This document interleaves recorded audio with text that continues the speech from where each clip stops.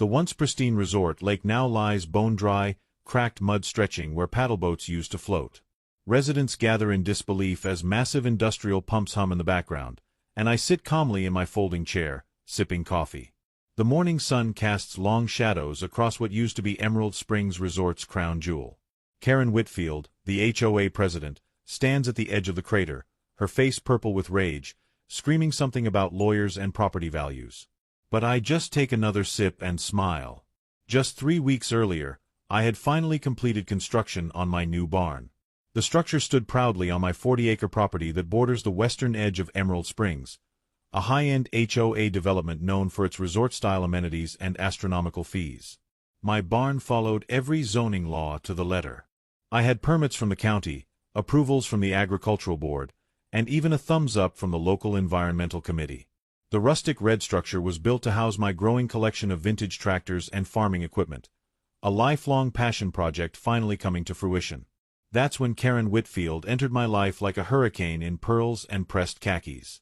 As president of the Emerald Springs HOA, she wielded her clipboard like a weapon and her measuring tape like a sword. She showed up at my property line one Tuesday morning with 2 other board members, all wearing matching polo shirts with the Emerald Springs logo. "Excuse me," she called out in a voice that could curdle milk, "but that eyesore needs to come down immediately." I explained patiently that the barn was on my property, outside HOA jurisdiction. She literally stamped her foot like a toddler.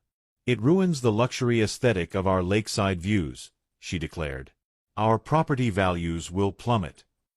Over the next 2 weeks, Karen launched what could only be described as bureaucratic warfare. She filed complaints with the county claiming code violations that didn't exist.